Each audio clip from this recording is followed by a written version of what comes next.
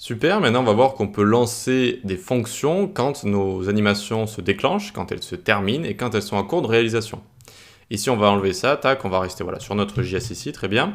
Donc quand on a pas mal de choses qui arrivent dans un objet ici, on peut le présenter de cette manière, c'est-à-dire qu'on va mettre toutes les propriétés, oups, les unes en dessous des autres, comme ça, voilà. On n'oublie pas la virgule ici, et on va rajouter plusieurs choses. Après le is, on peut rajouter onStart ici, et on va déclencher la fonction start. OnUpdate, on va déclencher la fonction, vous l'aurez deviné, update, et onComplete, completed j'imagine, mais vous savez, je n'ai pas l'accent qu'il faut, completed comme ça. Alors, je ne sais pas pourquoi ça m'a écrit static range ici, c'est une méthode en JavaScript, ici juste start comme ça, ok.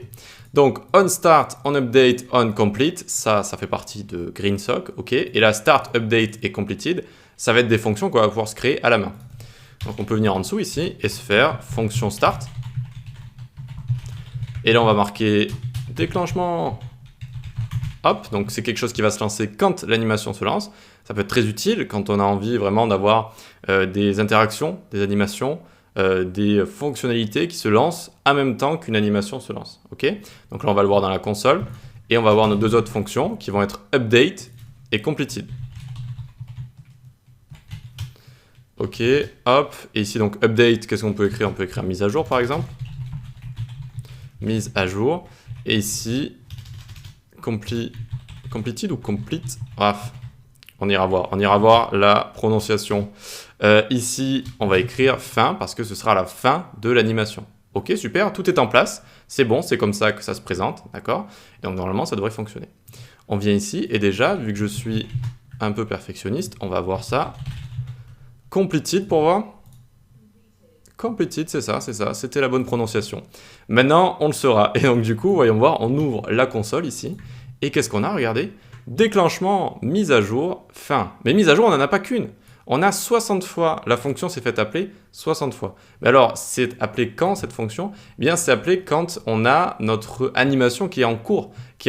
Et donc, regardez, hop, là, vous voyez, ça s'appelle plein de fois ici, ça s'appelle plein de fois. Et donc, c'est dès qu'on a des propriétés CSS qui vont changer de notre événement, ici, de notre élément, dès qu'on va bouger sur X, dès qu'on va rotate, dès qu'on va grossir, etc. Eh bien, regardez, ça se fait appeler plein de fois, en fait, jusqu'à la fin de l'animation.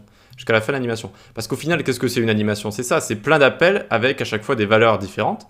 Et donc, ça va donner l'illusion que ça bouge comme ça. Mais au final, c'est juste en fait plein d'appels avec à chaque fois des valeurs différentes. Et là, à chaque appel, eh bien, on peut l'avoir ici, avec les mises à jour comme ça. Ok? On peut voir que ça change également si on va dans Elements ici. On ouvre le compte à image ici. Donc on voit qu'on va avoir la première image qui va bouger. Vous êtes prêts? Ah, et évidemment, on va pas le voir. On va pas le voir parce que quand on actualise, en fait, ça ferme le DOM, d'accord? Mais on peut voir ici en tout cas qu'on a un style ici. On a un style qui est donné. Et ça, c'est pas anodin. C'est pas nous qui l'avons rajouté en HTML. C'est GreenSock qui l'a rajouté parce qu'on va transform translate. Et vous voyez qu'on arrive à translate 150 sur X. Et ça, c'est exactement ce qu'on a ici. 150, 150, plus c'est égal 150. C'est-à-dire qu'on va se décaler de 150 pixels sur X. Et donc, c'est exactement ce qui se passe. Donc là, si on n'avait pas ce conteneur qui nous gâchait un petit peu la vue parce qu'il se referme à chaque actualisation, vous pouvez tester si vous voulez l'enlever, par exemple. Alors, ça risque de ne pas rendre grand-chose.